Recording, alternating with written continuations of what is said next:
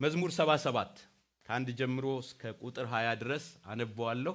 መጽሐፍ ቅዱስ የያዛችሁ መዝሙር 77 እናነባለን።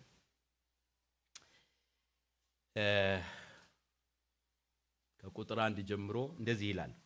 በቃሌ ወደ እግዚአብሔር ጮኽሁ፣ ቃሌም ወደ እግዚአብሔር ነው፣ እርሱም አደመጠኝ።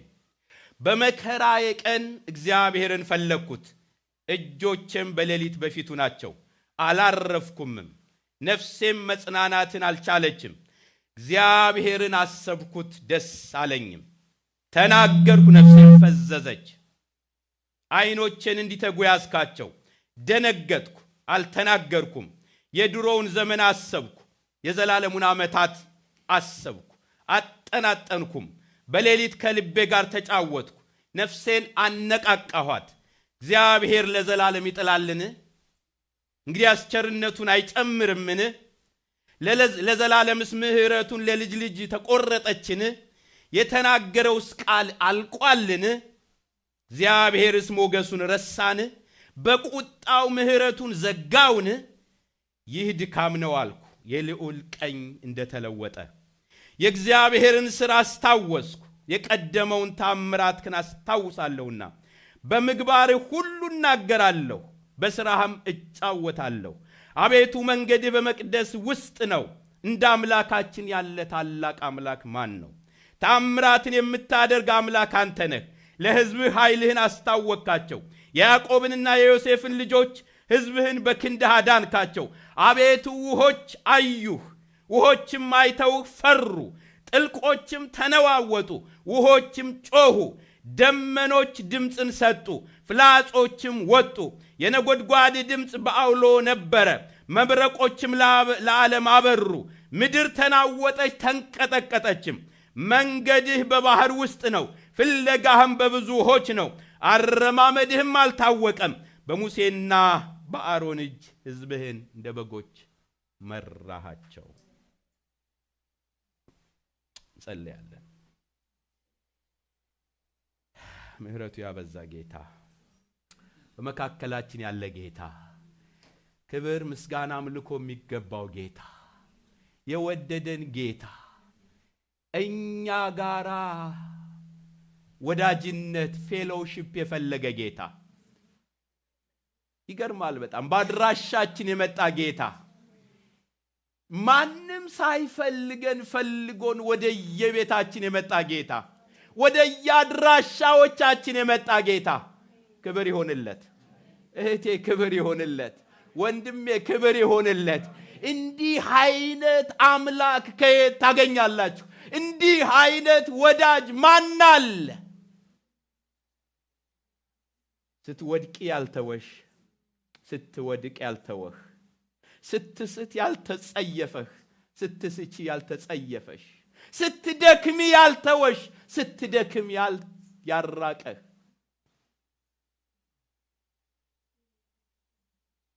ክብር ይሆንለት። እግዚአብሔር ሆይ ክብር ይሆንልህ። አምላካችን ሆይ ክብር ይሆንልህ። ልዑል ሆይ ክብር ይሆንልህ። አንተን የሚመስል አምላክ የለምና ክብር ይሆንልህ። አንተን የሚመስል አባት የለምና ክብር ይሆንልህ። የሰማይና የምድር አምላክ ሆይ እናመሰግንሃለን። በእውነት እናመሰግንሃለን። አንተ የኛ መሆንህ፣ አንተ እኛን የኔ ናቸው ማለትህን ስናስብ እንደነቃለን። ማንም አንቅሮ ሲተፋን ያልተፋህን ኢየሱስ፣ ማንም ሲሰለቸን ያልሰለቸህን ኢየሱስ፣ ክብር ለስምህ ይሁን። ክብር ለስምህ ይሁን ኢየሱስ። ዝም ብለን በፊትህ የቆምን ሰዎች አይደለንም። የእያንዳንዳችን በሕይወታችን የተደረገ ታምራት አለ፣ ማዳን አለ። እግዚአብሔር ሆይ እርዳታ አለብን። እግዚአብሔር ሆይ ዕዳ አለብን። እግዚአብሔር ሆይ የእርዳታ ዕዳ አለብን። የፍቅርህ ዕዳ አለብን። የምህረትህ ዕዳ አለብን። የታምራትህ ዕዳ አለብን። ክብር ይሆንልህ። ልናመልክህ ትወዳለህ። ልንገዛልህ ትወዳለህ። ልንሰግድልህ ትወዳለህ። እልል ልንልልህ ትወዳለህ። ራሳችንን ሰጥተን ልንገዛልህ ትወዳለህ።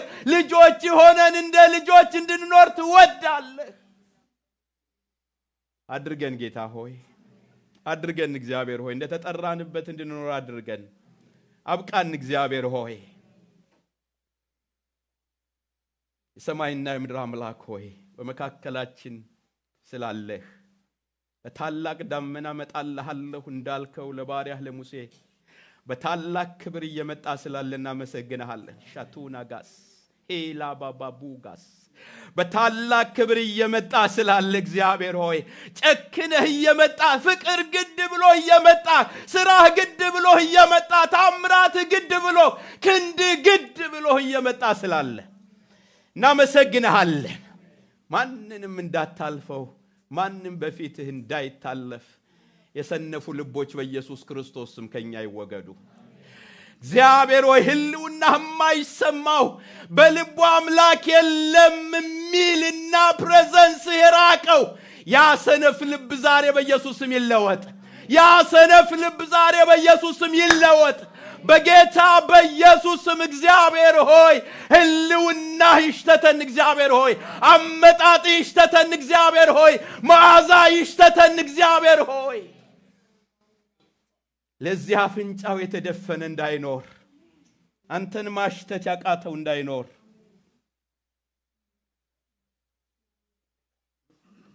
መንፈሳዊ አፍንጫችንን ክፈትልን ጌታ ሆይ። እናሽትትህ፣ ክብርህን እናሽትት፣ አመጣጥህን እናሽትት፣ አነጋግርህን ይግባን። እግዚአብሔር አምላካችን ሆይ ዛሬ ደግሞ በፊት አለን፣ በቃል ፊት አለንና ልትናገረን እለምንሃለሁ።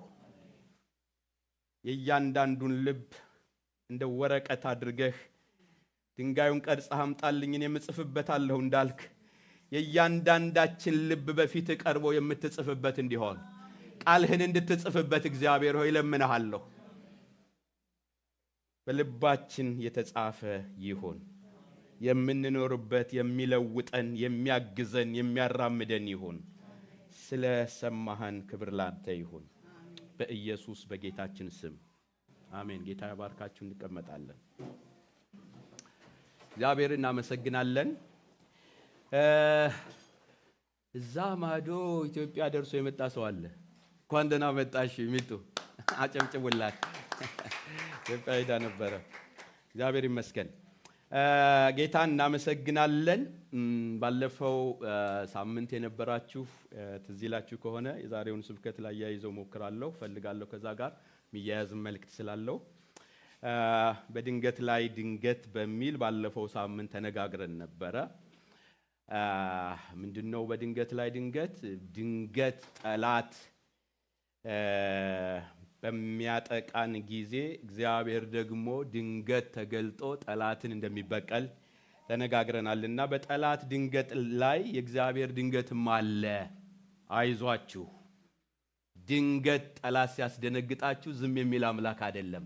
እሱም ተገልጦ ድንገት ጠላትን ይበቀላል እና በድንገት ላይ ድንገት ብለናል። ማዘር ጌታ ኢየሱስ ይባርክሽ። እኔም ደስ ብሎኛል። ተባረክልኝ። ዛሬ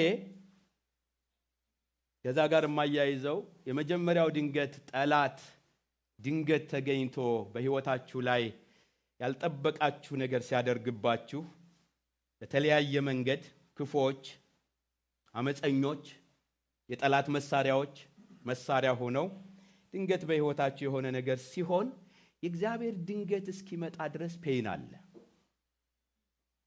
ያ የእግዚአብሔር ድንገት ደግሞ ምናልባት ጠዋት ላይ የጠላት ድንገት መጥቶ ከሆነ ከሰዓት የእግዚአብሔር ድንገት ላይ መጣ ይችላል። ትንሽ ሊቆይ ይችላል። እና የጠላት ድንገት ሲያገኘን ምን እናድርግ የሚለው በጣም መሰረታዊ ነገር ነው። ያ የእግዚአብሔር ድንገት እስኪመጣ ድረስ ምን እናድርግ? እዚህ ላችሁ ከሆነ ድንገት ዮሴፍ ላይ የጠላት ያልጠበቀው ወንድሞቹ ጠላት ሆነው ተለወጡበት። ይሄ ድንገት ነው የሆነው። በቃ ድንገት ወንድሞቹ ጠላት ሆኑበት። በቃ ገዳይ ሆኑበት። ታውቃላችሁ የእግዚአብሔር ድንገት እስኪመጣለት ድረስ 13 ዓመት ቆይቷል። በድንገት ላይ የእግዚአብሔር ድንገት ከቤተ መንግስት እስኪመጣለት 13 ይሄ 13 ዓመት ፔንፉል ነው በጣም እና በዛ ውስጥ ምን ማድረግ አለብን? አሁን ያነበብኩላችሁ ክፍል በጣም የሚገርም አንድ ቃል አለው። ይሄንን ዕንባቆምም ተናግሮታል። ቁጥር 2 ላይ አይታችሁት ከሆነ እንደዚህ የሚል ቃል አለው። እዚሁ 77 ቁጥር 2 ላይ እንደዚህ የሚል ቃል አለው። እንዲህ ነው የሚለው፣ በመከራዬ ቀን ነው የሚለው። እግዚአብሔርን ፈለኩ በምኔ ቀን? ይሄ በጣም ከባድ አባባል ነው። በምኔ ቀን? እና ይሄ ቀን ለዚህ ዘማሪ የምን ቀን ነው? የመከራ ቀን። ፔንፉል ነው በጣም። የመከራ ቀን ኢንጆይ የምታረጉበት አይደለም። የምትዘምሩበት ያቀታችኋል፣ ይተናነቃችኋል። የመከራ ቀን የሚገርማችሁ ደግሞ ክርስቲያን ከመከራ ቀን ፕሩፍ አይደለም ማለት አይደርስባችሁም አልተባልንም። በደንብ ደጋግሞ ኢየሱስ በዓለም ሳላችሁ ያ ማለት ነው የመከራ ቀን፣ የጭንቅ ቀን፣ የህመም ቀን፣ ስሜቱ ጥዝጣዜው ቶሎ ሂል አያደርግምና ያ ቀን ግን በመከራዬ ቀን ብሎ የሚያደርገው ነገር አለ። ይሄ ዕንባቆምም ዘምሮታል። ዕንባቆም ምዕራፍ 3 ቁጥር 16 ላይ ወደዚሁ መለሳለሁ። መዝሙር 77ን አትልቀቁ፣ እኔ ላንብብላችሁ። ዕንባቆም ምዕራፍ 3 ቁጥር 16ም እኔ ሰምቻለሁ ይላል፣ ልቤም ደነገጠብኝ፣ ከድምፁ የተነሳ ከንፈሮቼ ተንቀጠቀጡ፣ መንቀጥቀጥ ወደ አጥንቶቼ ውስጥ ገባ፣ በስፍራዬ ሆኜ ተናወጥኩ፣ በሚያስጨንቁኝ ሕዝብ ላይ እስኪመጣ ድረስ የመከራን ቀን ዝም ብዬ እጠብቃለሁ። የምን ቀን? አይምሰላችሁ እንዲህ ስንተያይ አንዳንዶቻችን ስንስቅ በቆሎ እያረረ ምን ሊል ይችላል? ይስቃል ይባላል። እና አንዳንዱ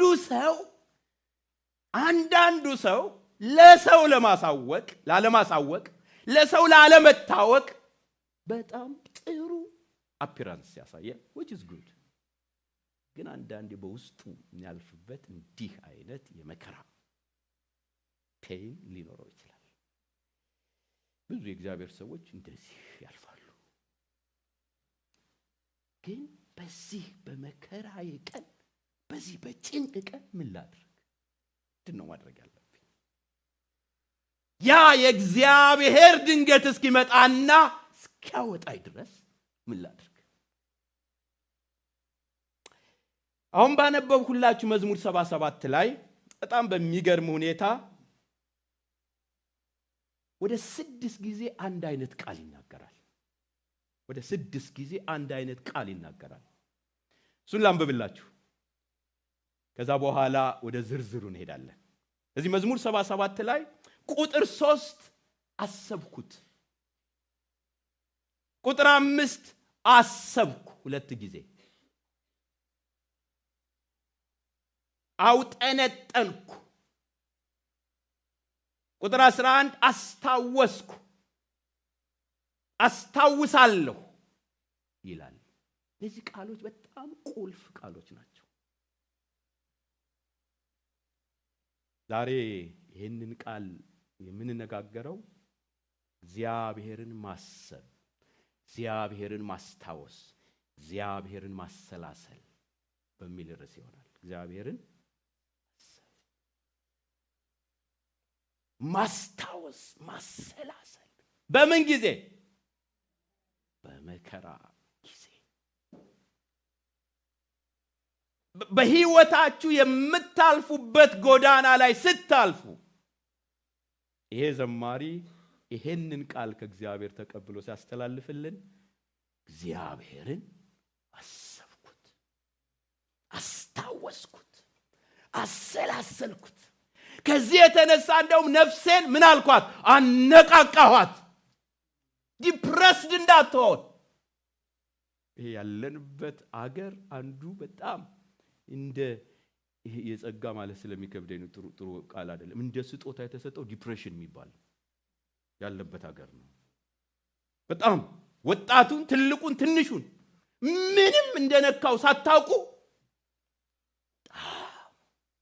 ድባቴ ውስጥ ሲገባ ታዩታላችሁ እና የመከራ አንገቴን እንዳያስደፋኝ መከራዬ ቀን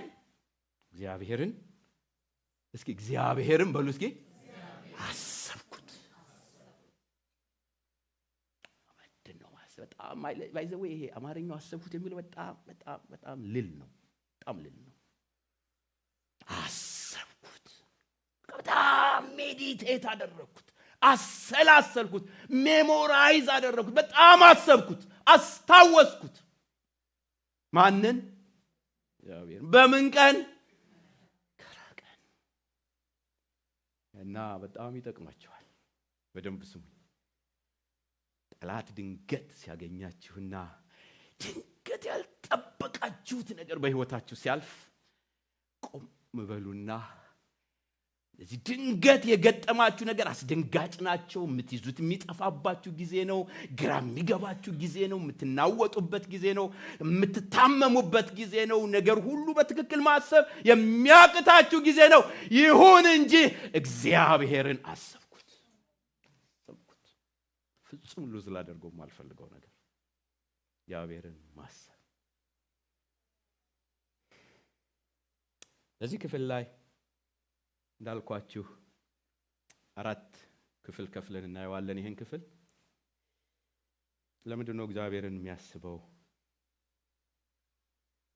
ምኑን ነው የሚያስበው እግዚአብሔር ምኑን ነው የሚያስበው ይባል ወደ 4 ክፍል ከፍለን እንነጋገራለን የመጀመሪያው የሚሰማና የሚረዳን እግዚአብሔር ማሰብ እግዚአብሔር ያ ጊዜ ማንንም ይሰማችኋል ብላችሁ የምታስቡበት ጊዜ አይደለም ከፔኑ የተነሳ ማንንም አጠገባችሁ እንዳለ እንኳን ጮሆታችሁ የሚረዳ እንኳን እንዳለ የምትቸገሩበት ሰዓት ነው ኮንፊውዝ የምትሆኑበት ሰዓት ነው ይሁን እንጂ አንድ እውነት ወቁ በዛ ሰዓት ምንም ይሁን የሚሰማ እግዚአብሔር አለ የሚረዳ በቃ የምታልፉበትን የሚሰማው እግዚአብሔር አለ እሱን አሰብኩት ወንድማችሁ ላይ ረዳችሁ ይችላል እህታችሁ ላይ ፓስተር ላይ ረዳችሁ ይችላል ወንድሞች እህቶች ላይ ረዳችሁ ይችላል በጣም ደስ የሚለው የምስራች የሚረዳ እግዚአብሔር አለ ላንብብላችሁ ቁጥር 1 እስከ 4 እሱን ነው የሚናገረው ላንብበው ስሙኝ እንዲህ ነው የሚለው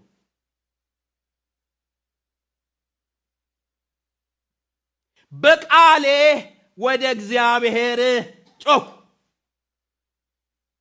ቃሌም ወደ እግዚአብሔር ነው እርሱም ሃሌሉያ ምን አለኝ በዚህ ጊዜ ማንም ከንፈሩን መጥቶ በሚያልፍበት ሰዓት አለ ሃሌሉያ እርሱም አደመጠኝ በመከራዬ ቀን እግዚአብሔርን ፈለኩት እጆቼ በሌሊት በፊቱ ናቸው አላረፍኩም ነፍሴ መጽናናትን አልቻለችም እግዚአብሔርን አሰብኩት ደስም አለኝ ተናገርኩ ነፍሴ ፈዘዘች የሚገርማችሁ እንደዚህ ቃላቶች በዚህኛው አማርኛ ወይም በዚህኛው ትርጉም ልል ናቸው እንዳልኳችሁ እና ሲያስበው የሚሰማ እግዚአብሔር እንዳለ ሲያስብ የሚረዳ እግዚአብሔር እንዳለ ሲያስብ ሰምቶ የሚመልስ እኮ እግዚአብሔር አለ ነው የሚለው ሰምቶ የሚመልስ አለ ይሄንን ሁኔታ እያለው በዚህ የመከራ ጩኸት ውስጥ ተረርቶኝ ሰምቶኝ የሚመልስ አለና በቃሌ ወደ ማን ጮኩሱ የአይነት ሁኔታ ስታልፉ ያው የሚመጣላችሁ ወይ ሐኪም ቤት ነው የሚመጣላችሁ ወይ ሰው ነው የሚመጣላችሁ አይረዳችሁም አንዳንዴ አይረዳችሁ ይሄ የጠራን እግዚአብሔር ግን በዙፋኑ አለ አሰብኩት ሰምቶ እንደሚመልስ ከብቶ ገብቶኝ እሱን አሰብኩት። ይህን ታሪክ ሊለውጥ እንደሚችል እሱ ብቻ አይደለም። ቅድም እንዳልኳችሁ ቃሌ ወደ እግዚአብሔር ጮህ፣ ቃሌም ወደ እግዚአብሔር ነው፣ እርሱም አደመጠኝ። ደግሞ ሲፈልገው ባለመታከት እያሰበው እሱን ሲፈልገው ሰምቶ የሚመልሰውን ጌታ ሲፈልገው የሚሰማ የሚረዳ እግዚአብሔር አለ ብሎ ሲል ባለመታከት እርሱን ሲፈልግ ታዩታላችሁ። ላንብብላችሁ ቁጥር 2 በመከራዬ ቀን እግዚአብሔርን ፈለግኩት፣ እጆቼ በሌሊት በፊቱ ናቸው፣ አላረፍኩም። ነፍሴም መጽናናት እንኳን ቢያቅታት በዛ ውስጥ ሆኜ ማንን ፈለግኩት? እሱ ብቻ አይደለም። ባቃተና በጭንቅ ጊዜ ሁሉ ፊቱን ሲፈልግ ታገኙታላችሁ። ባቃተው ማለት በጣም ፌንት እንዳደረገ ነው የምታዩት እዚህ ጋር። ላንብብላችሁ በተለይ ሌላውን ትርጉም እየቀላቀልኩ ላንብብላችሁ። ይሄ ቁጥር 3 እና 4 ላይ እግዚአብሔርን አሰብኩት ደስም አለኝ ተናገርኩ ይልና ቃተትኩ፣ ነፍሴም ፈዘዘች። ሌላው ትርጉም ዛለች ነው የሚለው። እግዚአብሔርን ሲፈልገው በዚህ ጭንቅ ሰዓት፣ በዚህ ባቃተው ሰዓት፣ ነፍሱ በዛለ ሰዓት ከዛ አይኖቼ እንዲተጉ ያስካቸው፣ ደነገጥኩ፣ አልተናገርኩም፣ መናገር እስኪሳኔ ድረስ ታወቅኩ ነው የሚለው። መናገር እስኪሳኔ ድረስ ግን የት እሄዳለሁ? አሁንም በእግዚአብሔር ፊት እሱን እያሰብኩ እድቃለሁ። ወገኖቼ ይሄ በጣም ዋና ነገር ነው። ብዙ ጊዜ እንዲህ አይነት ነገሮችን ስለማንሰማም ስለማይነገሩንም እንደነግጣለን ማለት ክርስትና እንዳልኳችሁ ኬክ መብላት ይመስለናል። በቃ ክሬሟን ብቻ መላስ ማለት ከላይ ያለችዋን ክሬም እና አጥንት የሆነ ነገር ሲገጥመን ይሄ ትውልድ ደግሞ አያውቅም፣ ይደነግጣል። መጽሐፍ ቅዱሱን አጣጥፎ ይሄዳል። እሱ አይደለም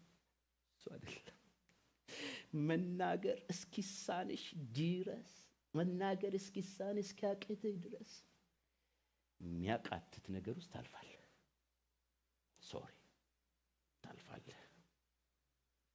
ታልፋለህ። ግን በጣም ደስ ይበልህ፣ በዚህም ሰዓት የሚሰማ ጌታ አለ፣ የሚረዳ ጌታ አለ። እውነቱ እሱ ነው። በወደቀ ዓለም ውስጥ በተረገመ ስጋ ውስጥ ወደ አፈር በሚሄድ ስጋ ውስጥ እየኖርክ እንዴት አትቃትት? መከራ ቀን አለ። አንዳንዶቻችሁ እያለፋችሁበት ሊሆን ይችላል። አንዳንዶቻችሁ አታሟርትብን አትበሉኝ። እኔ እግዚአብሔርን ቃል ነው የምናገረው። ኢየሱስ በዓለም ሳላችሁ መከራ አለባችሁ እያለ ሲናገር እያሟረተ አይደለም፣ እውነት እየተናገረ ነው። ሰው ሊረዳችሁ በማይችል ሁኔታ ውስጥ በጣም መናገር እስኪሳነኝ ድረስ ታወቅኩ።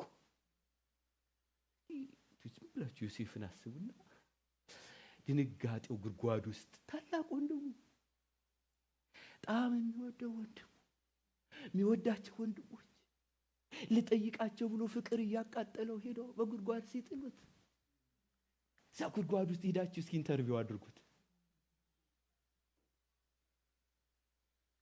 ከባድ ነው። በዚህም ጊዜ በፊቱ ለምን የሚሰማ ስላለ የሚያይ ስላለ በዚህ ፊት ቀረብኩ፣ አሰብኩት። እሱ ትዝ አለኝ፣ እሱ መጣልኝ፣ እሱን አስታወስኩ። እግዚአብሔር በኢየሱስ ስም በዚህ ማስተዋል ይባርካችሁ። በጣም ምን ነካኝ ካለፈ በኋላ አንዳንዶች የሚደነግጡ ሰዎች አሉ። ምን ሆኜ ነው ከአእምሮዬ ሁሉ ከተወሰደ እና እንዳበደ ሰው ይሆናሉ። ከማበዳችሁ በፊት እሱን አስቡት። አለ እሱ በዙፋኑ ላይ ሰምቶ የሚመልስ አለ። በጣም ይሄ የጠራን አስተማማኝ ጌታ ነው ስንል ለዚህ ነው። አለ የሚሰማ የሚረዳን እግዚአብሔር ማሰብ። መዝሙር 118 ቁጥር 6 ላይ እንዲህ ይላል ዘማሪው ዳዊት፣ እግዚአብሔር ረዳቴ ነው አልፈራም፣ ሰው ምን ያደርገኛል? እግዚአብሔር ረዳቴ ነው፣ እኔም በጠላቶቼ ላይ አያለሁ። ማን ረዳቴ ነው? ይረዳኛል። በቃ የሚረዳኝ እግዚአብሔር አለ። ተከበበበት ነገር አለ፣ የሚያልፍበት ነገር አለ፣ ያስጨነቀው ነገር አለ። ቅድም እንዳልኳችሁ የመከራ ጊዜ ግን አንድ ነገር ያውቃል፣ እግዚአብሔር ረዳቴ ነው። ሰው ምን ያደርገኛል? ምክንያቱም አንዳንዴ የሚደርስብን ጉዳት በሰዎች ምክንያት ሊሆን ይችላል። ጠላትን መጠቀሚያ የሚያደርገው ሰዎችን ሊሆን ይችላል። እና እነዛን ይላቸዋል በፍጹም በዚህም ውስጥ ሆኜ የሚሰማኛል፣ ይረዳኛል፣ ቋንቋዬ ይገባዋል፣ ፔን ይገባዋል። ለዚህ ነው በጣም ዕብራውያን ምዕራፍ 4 ቁጥር 16 ጀምሮ ሊራራልን የሚችል እንደኛ ተፈትኖ ያለፈ ሊቀ ካህን በሰማይ አለን። ሊራራልን የሚችል ሊረዳን የሚችል እሱን አሰብኩት። ዛሬም በዙፋኑ ላይ ስላንቺ አለ፣ ስለኔ አለ፣ ስላንተ አለ ሊቀ ካህናችን። እና በምንም ውስጥ ስታልፉ የሚሰማ የሚረዳ እግዚአብሔር እንዳለ አስቡ፣ በጣም አስቡ። that is not the end of your story አይደለም፣ በፍጹም አይደለም። አለ። እስኪ አለ በሉ ባካችሁ። አለ በጣም አለ። አስቡ፣ በጣም አስቡ። የተፈወሰ ህሊና፣ የተፈወሰ አእምሮ፣ በመንፈስ የሆነ አእምሮ እግዚአብሔር በኢየሱስ ስም ይስጣችሁ። አሰብኩት። ብዙ ነው የሚያስቡ ብዙ ሰዎች። ሂሳብ ለማወራደር ያስባሉ፣ ለመበቀል ያስባሉ፣ መልስ ለመስጠት ያስባሉ። እሱን ተውና እግዚአብሔርን አስቡ። በመከራ ቀን ይገርማችሁ፣ ወዲህም ብትሉ ወደዛም ብትሉ ያቺ ቀን ተወስናለችና የሚገርማችሁ መከራ የሚጨምሩባችሁ እንጂ መከራ የሚያቀሉላችሁ ሰዎች ላይ ኖሩ ይችላሉ። ይሄ እውነት ነው።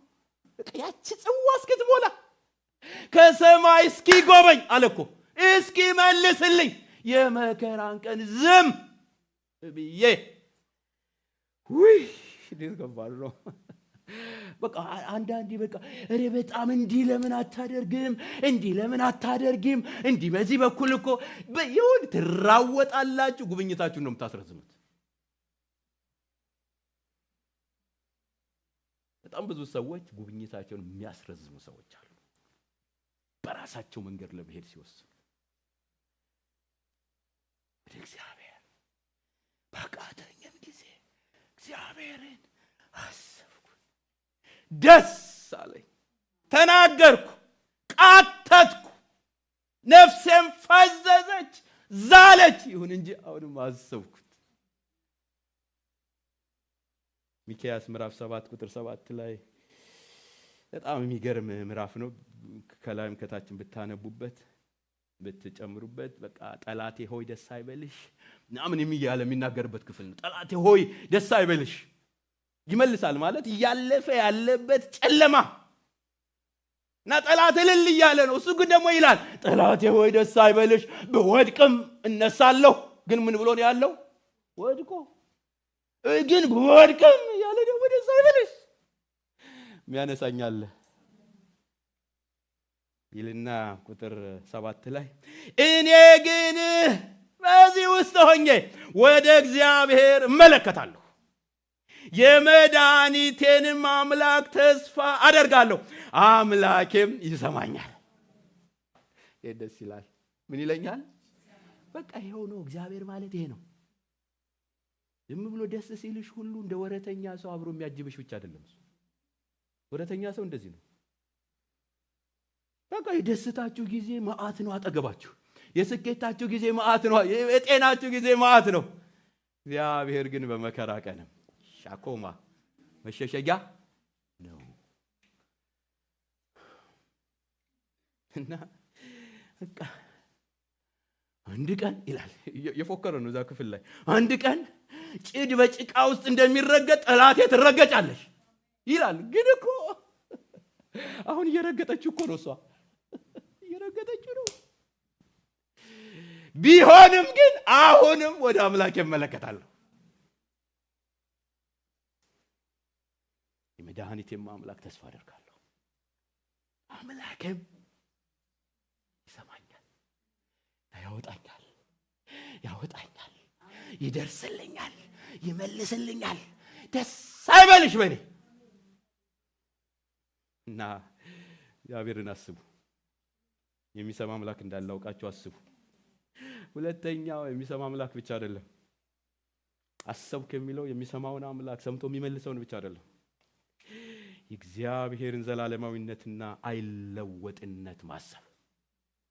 እግዚአብሔርን ዘላለማዊነትና በዛ ውስጥ ሆኖ እግዚአብሔርን ዘላለማዊነትና የማይለወጥ አምላክ አሰብኩት። ይሁላችሁ እንዴት ነው የሚለው? ከቁጥር 5 እስከ 10 ላንብብላችሁ። በደንብ ስሙኝ። በዚህ በመከራው ቀን እንዲህ ነው የሚለው። ስሙኛ። ከ5 እስከ 10 የድሮውን ዘመን አሰብኩ፣ የዘላለሙን ዓመታት አሰብኩ፣ አጠናጠንኩም። በሌሊት ከልቤ ጋር ተጫወትኩ፣ ነፍሴን አነቃቃኋት። እግዚአብሔር ለዘላለም ይጥላልን? እንግዲህ አስቸርነቱን አይጨምርምን? ለዘላለምስ ምሕረቱ ለልጅ ልጅ ተቆረጠችን? የተናገረውስ ቃል አልቋልን? እግዚአብሔርስ ሞገሱን ረሳን? በቁጣውስ ምሕረቱን ዘጋውን?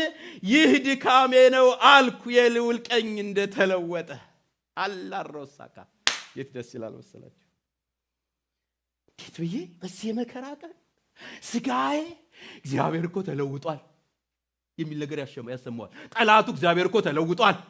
አረ በፍጹም እና አሰብኩ፣ አስተዋልኩ፣ አሰላሰልኩ። እግዚአብሔር የምን አምላክ ነው? የዘላለም አምላክ ነው። እንደኔ በችግሮች ተሸንፎ በሁኔታዎች ተሸንፎ የሚለወጥ አይደለም። እግዚአብሔር የዘላለም አምላክ ነው። አሰብኩት፣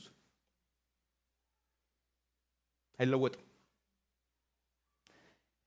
የኔና የእናንተ ህልውና የተመሰረተው የቱ ጋር እንደሆነ ታውቃላችሁ? በእግዚአብሔር ዘላለማዊነት ላይ ነው። አሰብኩ፣ የድሮውን ዘመን አሰብኩ፣ የዘላለሙን ዓመታት አሰብኩ። እግዚአብሔር እኮ እኔ ጋር የጀመረ አምላክ አይደለም። እግዚአብሔር እኮ ለዘላለም የኖረ አምላክ ነው። አባቶችን ሲያድን፣ አባቶችን ሲታደግ ከዘላለም ጀምሮ አሰብኩ። እግዚአብሔር አንቺ ጋር አይደለም የጀመረው። እሱ የዘላለም አምላክ ነው። ስንቱን ታድጎ ነው እዚህ የደረስነው። እሱ ለዘላለም የሚኖር አምላክ ነው። አሰብኩስ። እኔ እንዳልኳችሁ ተርሙን ጨርሶ የሚወርድ አምላክ የለንም። ይሄ የዲሞክራሲ ምርጫ እንዳይመስላችሁ። ተርሙን እየጨረሰ የሚለቅ አይደለም። እሱ አይለቅም። እሱ እንደነ ትራምፕ አይደለም። እሱ እንደነ ባይደን አይደለም። እሱ እንደነ ኦባማ አይደለም። እሱ የዘላለም አምላክ ነው። እኔና የእናንተ አምላክ ሁሌ በዙፋኑ ሻኮማ፣ ሁሌ በዙፋኑ። አሰብኳት። ለካ አንተ ዘላለማዊ ነህ። የስ ችግር ያልፋል፣ እግዚአብሔር ግን ለዘላለም ይኖራል። እሱን አሰብኩ። ነፍሴን አነቃቃኋት። ነፍሴ አምላክሽ እኮ ማን እንደሆነ ይገባሻል? የዘላለም አምላክ ነው። ይሄ ዝም ብሎ ሰዎች ቁጭ ብለው የሕገ ደንብ አውጥተው ባይሎ ሰርተው የምናመልከው አምላክ እኮ አይደለም። እሱ ይሃ ሃሌሉያ አይደለም። እሱ የምን አምላክ ነው? አሰብኩ። በጣም የሚገርማችሁ በዚህ ዘላለም ውስጥ እኮ ነው የገባ ነው። እኛ በዚህ ዘላለም ውስጥ፣ በዚህ ዘላለም ፕሮግራም ውስጥ፣ በዚህ ዘላለም ውስጥ ውይ እግዚአብሔር የዘላለም አትራፊዎች አደረገን። አይገርማችሁ?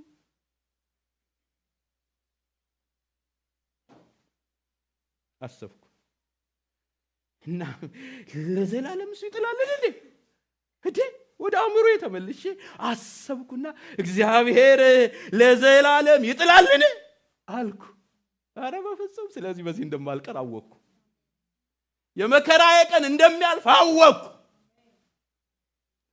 አየህ፣ ዘላለምን ስታስብ ነፍስ መነቃቃት ትጀምራለች።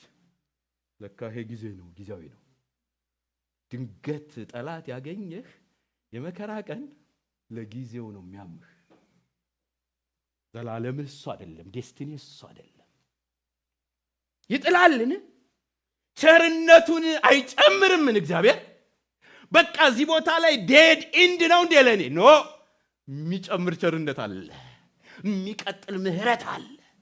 ወድቄ እንኳ ቢሆን አንስቶ በምህረቱ እንደገና የሚያስቀጥል አምላክ አለኝ። አሰብኩ፣ ዘላለሙን አሰብኩ፣ የማይለወጠውን ማንነቱን አሰብኩ። አስብ እህቴ፣ ችግሮች ይለወጣሉ፣ ሰዎች ይለወጣሉ፣ አሁን ያለህበት ሁኔታ ይለወጣል። እግዚአብሔር ግን ለዘላለም አይለወጥም። የተናገረልህ የተባለልህ የተጻፈልህ እውነት ግን ለዘላለም አይለወጥም። በመከራ ቀን ምን ላድርግ? በዚህ መከራ የጭንቅ ቀን ምን ላድርግ? እግዚአብሔርን ዘላለማዊነት አይለወጥነት አስብ። ትዝ ይላችሁ ኢሳይያስ ምዕራፍ እና እንደው ምን እንዳለ ታውቃላችሁ? ቁጥር 10 ላይ ይህ ድካሜ ነው አልሁ። ምን ብሎ ማሰቡ? እግዚአብሔር ምህረቱን ዘጋው ብሎ ማሰቡ። ቸርነቱ በቃ አለቀ። በቃ እግዚአብሔር ተወኝ፣ እግዚአብሔር ረሳኝ፣ እግዚአብሔር አያየኝም፣ እግዚአብሔር አሳልፎ ሰጠኝ የሚለው ሲያጉረመርም በውስጡ የነበረው ለካ ይህ ምኔ ነው አልኩ፣ ድካሜ ነው አልኩ። ምን ሲያስብ? እግዚአብሔርን ዘላለማዊነት ሲያስብ። እግዚአብሔር ከዚህ ድካም ያውጣችሁ። በዚህ ውስጥ ያላችሁ እንደተዋችሁ እንደረሳችሁ በቃ ምህረቱ እንደተዘጋባችሁ ፈጽሞ እንደማያያችሁ ከደረሰባችሁ የተነሳ ምንም መውጫ ቀዳዳ ያለ የማይመስላችሁ የምስራች እሱ በድካም ያሰባችሁ ታሳብ ነው። በእውነት ብታስቡና እግዚአብሔርን ዘላለማዊነት ብታስቡ ግን እግዚአብሔር ይቀጥላል። አንቺም ከእግዚአብሔር ጋር ትቀጥያለሽ። ይኸውላችሁ እንዲህ እኮ ነው የሚለው። በጣም ኢሳይያስ ምዕራፍ 40 አንብብላችሁ ቁጥር 26-28 አይኖቼን ወደ ላይ አንስቼ ተመለከትኩ። ይቅርታ፣ አይናችሁን ወደ ላይ አንስታችሁ ተመልከቱ። እነዚህን የፈጠረ ማን ነው? ሰራዊታቸውንስ በቁጥር የሚያወጣ እርሱ ነው። ሁሉን በየስማቸው ይጠራቸዋል። በኃይሉ ብዛትና በችለቱ ብርታት አንድስ እንኳ አይታጣውም። ቁጥር 27 ያዕቆብ ሆይ እስራኤልም ሆይ መንገዴ ከእግዚአብሔር ተሰውራለች፣ ፍርዴም ከአምላኬ አልቃለች ለምን ትላለህ? ለምንስ እንዲህ ትናገራለህ? አላወክምን? አልሰማህምን? እግዚአብሔር የዘላለም አምላክ ነው፣ የምድርም ዳርቻ ፈጣሪ ነው። አይደክምም አይታክትም፣ ማስተዋሉም ዲህ ነው። እግዚአብሔር ዲህ ነው የማመልከው። እግዚአብሔር ዲህ ነው እኛ የምናመልከው። እግዚአብሔር በእኛ ሳይዝ የሚጠብ እግዚአብሔር አይደለም። እኛ በጣም ትንሽ ነን እና አንዳንዴ እንደኛ ነው የምናስበው። ይሄ አይደለም መድረኩ በጣም ትንሽ ነው። እንዲህ አይደለም እግዚአብሔር፣ እንዲህ አይደለም እግዚአብሔር። እግዚአብሔር የዘላለም አምላክ ነው። በእኛ ልክ አይደለም እግዚአብሔር፣ በአንቺ ልክ አይደለም። አሰብኩ ምኑን? ዘላለማዊነቱን፣ አይለወጥነቱን። የኔ አምላክ ለአብርሃም የሰራ ለኔም ይሰራ፣ ለያዕቆብ የሰራ ለኔም የሚሰራ፣ ለይስሐቅ የሰራ ለኔም የሚሰራ፣ ለአንቺም የሚሰራ፣ ለአንተም የሚሰራ ማይለወጥ። ይሄው እኮ ነው እግዚአብሔር። በቃ ደረታችሁን እኮ እንዲህ ያሰፋዋል። ሻኮማ ትላላችሁ።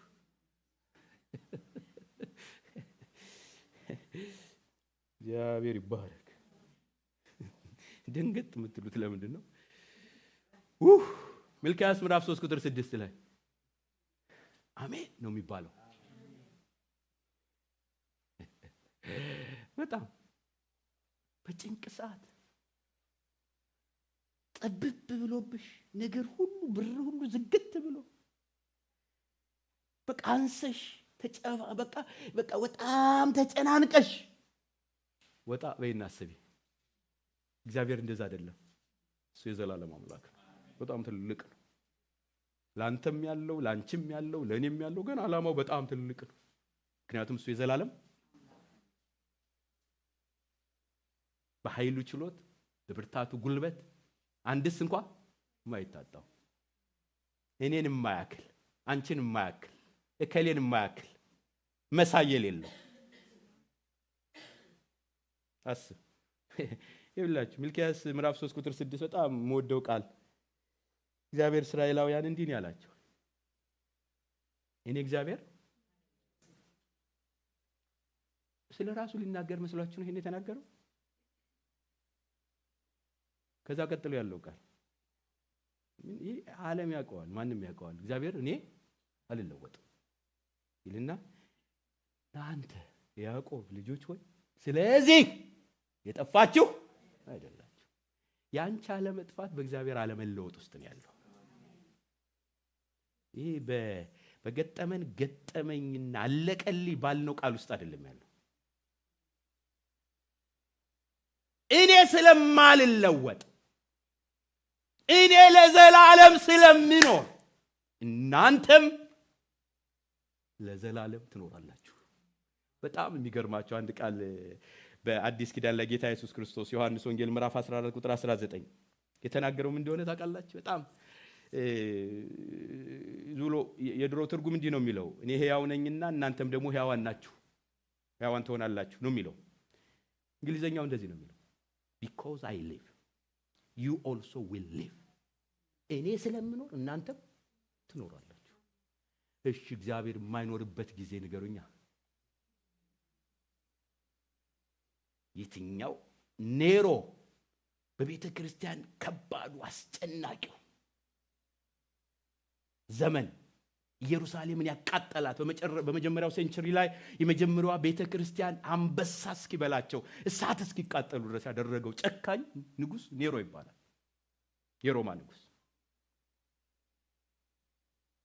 ያ አስጨናቂ ለእግዚአብሔር ሰዎች አስጨናቂ ጊዜ። ያኔም እግዚአብሔር ለዘላለም ነው። ያኔም አለ እግዚአብሔር። ለዚህ ነው ቤተ ክርስቲያን ዛሬ መኖር የቻለችው። ለምን? ጌታ ስለሚኖር እንኖራለን። ስለዚህ የመኖር ልክ የፈተናዬ መዓት አይደለም፣ የፈተናዬ አይነት አይደለም። የመኖር ልክ የእግዚአብሔር ሕያውነት ነው። እኔ ስለምኖር አለ ኢየሱስ እናንተም ሄሎ ትኖራላችሁ። ለምን? እግዚአብሔር የዘላለም አምላክ ስለሆነ። አሰብኩ በዛ አለቀልኝ ማለት በጣም ብዙ ሰዎች እንዲህ ብለው ያውቃሉ። አለቀልኝ ከደረሰባቸው አስጨናቂ መከራ የተነሳ በመጽሐፍ ቅዱስም ታሪክ በዘመናችንም ብለን እናውቃለን። በቃ ውሰደኝ፣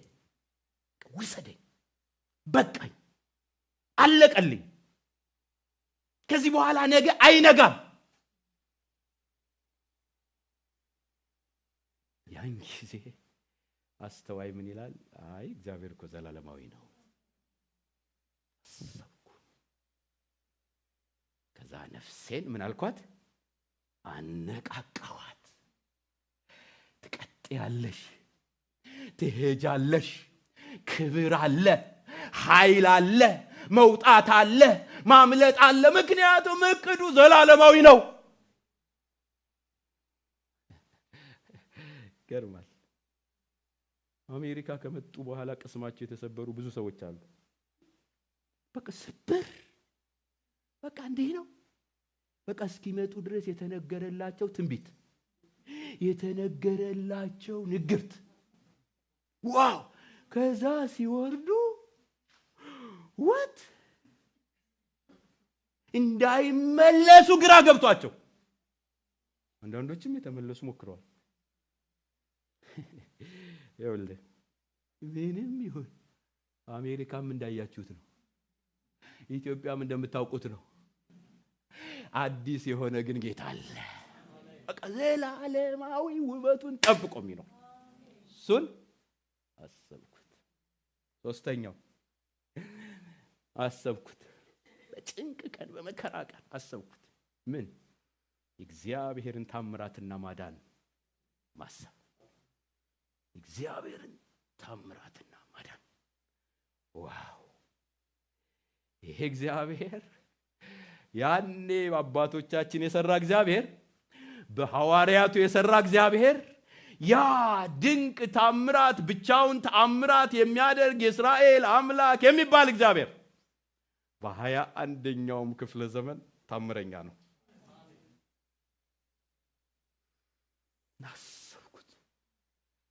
አሰብኩት ታምራቱን ማዳኑን ካለሁበት ሁኔታ እኮ እግዚአብሔር ድንገት ታምራት አድርጎ ነገን ሌላ ቀን ሊያደርገው ይችላል ብዬ አሰብኩ።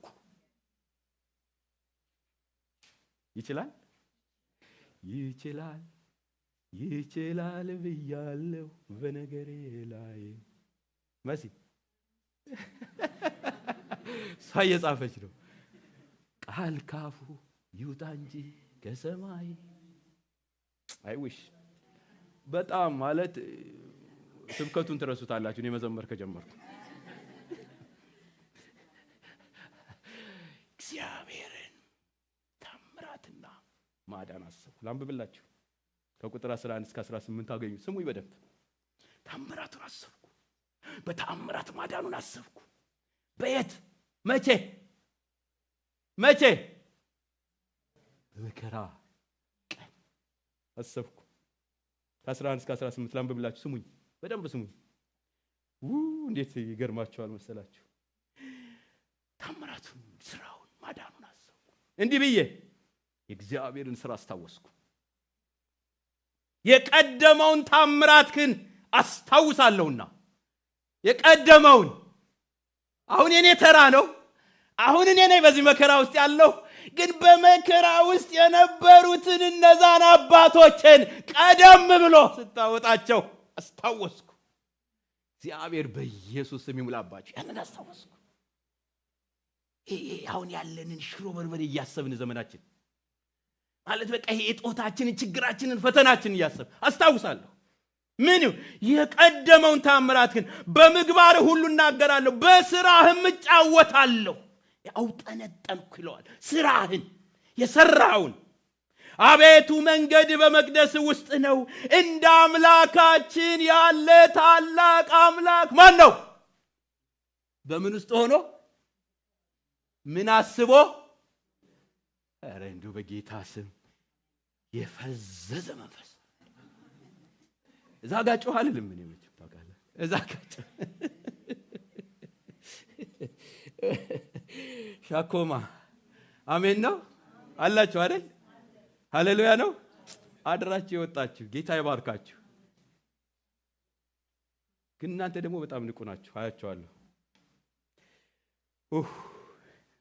ታምላካችን ያለ ታላቅ አምላክ ማን ነው በምን ውስጥ በመከራ ቀን አንተን መከራ ውስጥ እያደቀቀህ እንዴት ነው ይህን ቃል የምታወጣው እንዴት ነው የምታወጣው የሆነ ነገር ካላሰብክ በስተቀር እንዴት ነው የምታወጣው ይህን ቃል ድቅቅ እያደረገህ ጠላት ሊያድን የታለ እያለ ጠላት እየተጫወተብህ አምላክ ሊያድን የታለ እያለ አምላክ ወዴት ነው እያለ እንዴት ነው ይህን ቃል የምታወጣው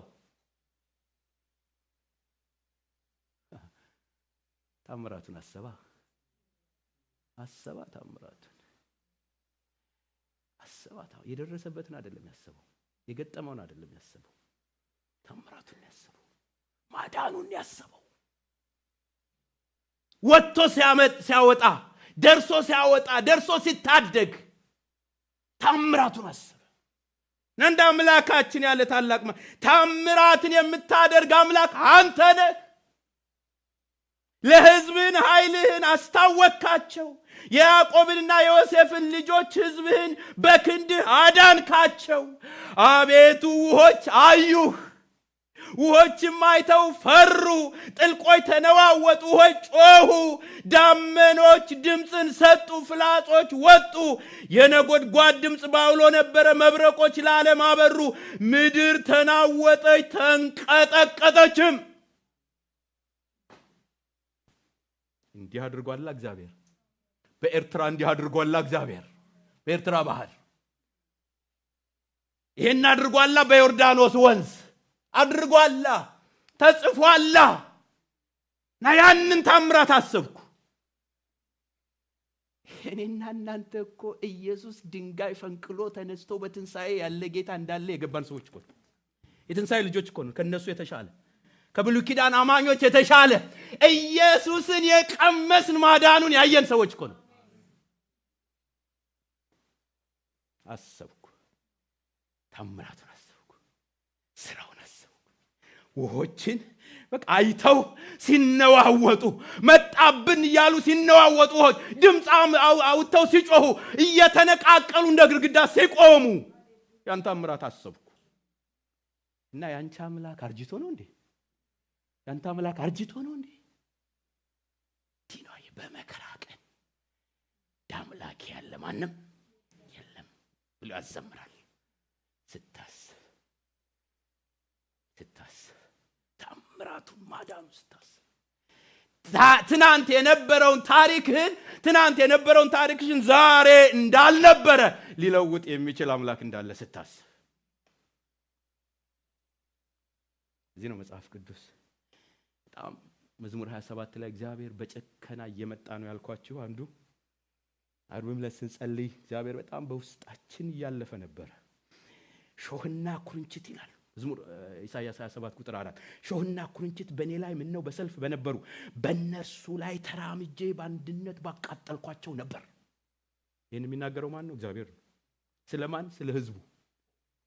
ሾህ በህዝቤ ፊት ያለ ሾህ ኩርንችት እኔ በአንድነት አቃጠላቸዋለሁ፣ እየተራመድኩ አቃጠላቸዋለሁ።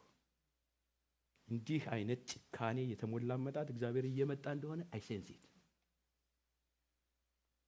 እንታምራቱን አስቡ። እግዚአብሔር በስራ ላይ ነው። በጣም በስራ ላይ ነው። አስታውሱ። እግዚአብሔርን ስራ አስታውሱ። እግዚአብሔር የሚመስለው የሌላ አምላክ ነው። እግዚአብሔር በህዝቡ ኃይሉን የሚገልጥና በተአምራት የሚታደግ አምላክ ነው። በጣም እግዚአብሔር ማንንም ሊቋቋመው የማይችል አምላክ ነው። ውሆች፣ ባህሩ፣ ተራራው ማንደው ነው ይሄ ኩራንኩንች በሉት ኔሚት ምድር ተናወጠች፣ ተንቀጠቀጠች። ማን መጥቶ? በተአምራት ሲነሳ። ስለዚህ አስቡ፣ እግዚአብሔርን ተአምራት አስቡ። አላረጀም እግዚአብሔር። በጣም ዛሬም ተአምራት ማድረግ የሚችል አምላክ ነው። በጣም ባንቺ ህይወት፣ በኔ ህይወት፣ ባንተ ህይወት ለምን አይሰራም እግዚአብሔር? ለምን አይሰራም? አስብ። ይሄ አባቶቼ ይሰራህ አይደለ እኔ አምላክ? በቀደመው ይሰራህ አይደለ እኔ አምላክ? እንዴት ዛሬም ተአምራት ይሰራል እግዚአብሔር። በጣም ዛሬም ያድናል፣ ዛሬም ይታደጋል፣ ይሰራል እግዚአብሔር። አሰብኩት እዚህ መከራ ጊዜ ተአምራቱን አሰብኩና እንደ እግዚአብሔር ያለ አምላክ ማን ነው? የለም። ዛሬም እግዚአብሔር ይሰራል። የመጨረሻው ምንድን ያሰብከው? በጭንቅ ሰዓት በመከራ ቀን ምንድን ያሰብከው ብላችሁ ብትሉት የእግዚአብሔርን አሰራርና አመራር አሰብኩ። አሰራሩን አሰብኩ። የሚገርም አመራር አለው እግዚአብሔር። የሚገርም አሰራር አለው እግዚአብሔር። ድንቅ ነው፣ በጣም የሚገርም። ቁጥር 19 እና 20 ላንብብላችሁ። እንዲህ ይላል፣ መንገድህ በባህር ውስጥ ነው። በባህር ምን ማድረግ ትችላለህ አንተ? መንገድህ በባህር ውስጥ ነው፣ ፍለጋህም በብዙ ውሆች ነው። አረማመድህ አልታወቀም። በሙሴና በአሮን እጅ ህዝብህን እንደ በጎች መራሃቸው። እንዲህ ነህ አንተ። አመራርህ ልዩ ነው። አንተ አሰራርህ ልዩ ነው። ሰው አስፓልት ሰርቶልህ በዚህ በኩል ና የምትባል አይደለህም አንተ። እግዚአብሔር በሁሉም መገለጥ የሚችል አምላክ ነው። አይገርማችሁም? አሰብኩ። ምክንያቱም ጠላት ያሳያቸዋል። ይሄ በር እኮ ተዘጋ፣ ምን ሊውጥህ ነው? ይሄ እኮ ተደመደመ፣ ምን ሊውጥህ ነው? ዴድ ኢንድ። ኧረ እባክህ እግዚአብሔር መንገድ አለው። በጣም እኮ ነው የሚገርመው። የትኛውም የእግዚአብሔር መንገድ ነው።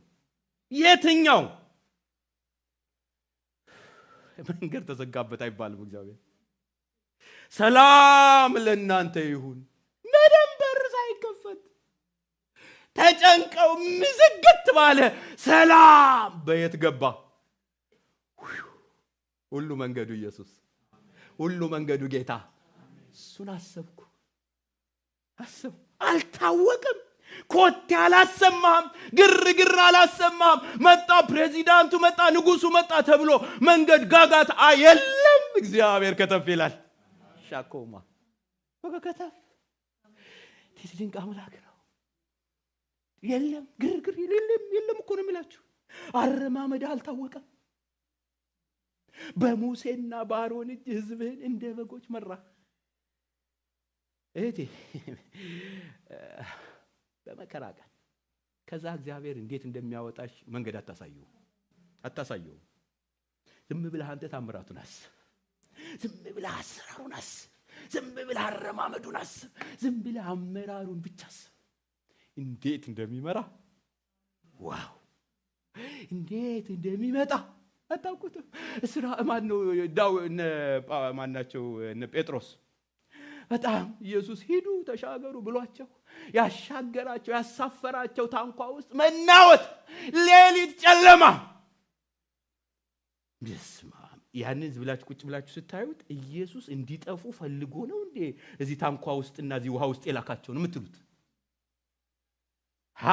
ኢየሱስ ግን በሌሊቱ በአራተኛው ክፍል ይላል ማለት በ3 ሰዓት ማለት ነው። ከሌሊቱ 3 ሰዓት አራተኛው ክፍል የሚባለው from 6 AM to 6 PM ነው አራተኛው ክፍል የሚባለው። ያ ማለት ውድቅት ሌሊት የሚባለው ማለት ነው። ዳርክ ሰው ሁሉ አሳጥማጅም እንኳን የለም፣ ዝር አይልም። ጨለማ ጋኔን ብቻ ነው የሚንቀሳቀሰው የሚባልበት ሰዓት ነው። ኢየሱስ እየተራመደ መጣ እና ምንድነው ያሉት? እዛ ይላችሁ ምትሃት ነው ያሉት። ለዚህ ነው ሰው እንደዛ አይሄድማ። አንደኛ በኋላ አይሄድም፣ ሁለተኛ በዛ ሰዓት አይመጣም፣ ሰው አይታይም። ምትሃት ነው ብለው ጮሁ። የመጣው ግን አዳኝ ኢየሱስ ነው። አረማመድህ አታውቀውም ግን አስብ። የሚመራህ ማን እንደሆነ አስብ። የሚመራሽ ማን እንደሆነ አስቢ። እሱ እንዴት አድርጎ ሊፍት እንደሚያደርግ አታውቀውም። ለዚህ ነው ናሆም እንዲህ አለ ምዕራፍ 1 ቁጥር 3 እግዚአብሔር ትዕግስተኛ ኃይሉም ታላቅ በደለኛውንም ንጹህ ነው አይልም። እግዚአብሔር በወጀብና ባውሎ ነፋስ ውስጥ መንገድ ዳመናም የእግሩ ትቢያ ነው። በኢየሱስ ስም ይምጣላችሁ። አስተውሉ። እሱ ነው ረማመዱን አስቡ። በፍጹም በእናንተ ልክ በእናንተ እድሜ እግዚአብሔር ወደ ሳራ ሲመጣ ማርገዝ የምትችልበት እድሜ ላይ ነው እንዴ? ብለን እናነባዋለን እኮ አይደል? ማንችሎት ምን ተስኖት በቃ አሰብኩ። አሰራሩ አመራሩ ግን እግዚአብሔር ደግሞ በጣም የሚገርማችሁ ሰውንም ይጠቀማል። በሙሴና በማን እጅ ነው የሚለው? በአሮን እጅ። በጣም ይገርማል። በጣም እግዚአብሔር ታምራት ሲሰራ ሰውም ይጠቀማል። እና እሱ ጋር የምታዩት እሱን ነው። ስለዚህ ምዕራፍ 43 ቁጥር 17 ላንብብና እንጸልያለን። አንድ መዝሙር መሲህ ያሰበች ምዕራፍ 43 ቁጥር 17 እግዚአብሔር እንዲህ ይላል የፊተኛውን ነገር አታስተውሉ፣ የጥንቱንም ነገር አታስቡ። እነሆ አዲስ ነገር አደርጋለሁ፣ እርሱም አሁን ይበቅላል፣ እናንተም አታውቁትምን? በምድረ በዳ መንገድን በበረሃም ወንዞችን አደርጋለሁ።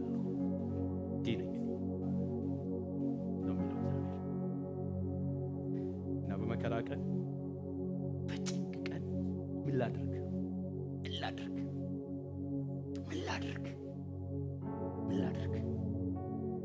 የሚሰማ የሚረዳ እግዚአብሔር እንዳላስብ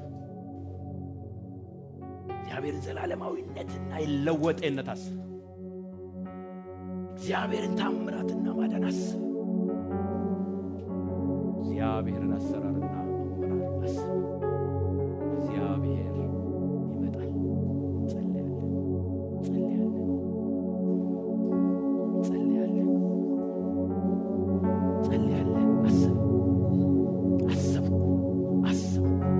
አሰላሰልኩ፣ አውጠነጠንኩ፣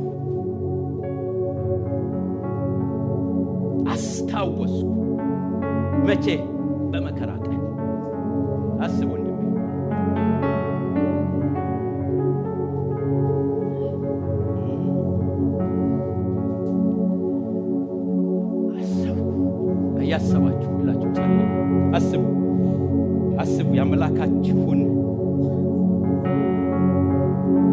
አስቡ፣ ማንነት አስቡ።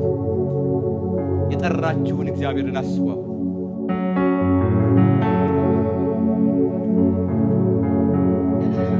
ድምጿን ትለቃት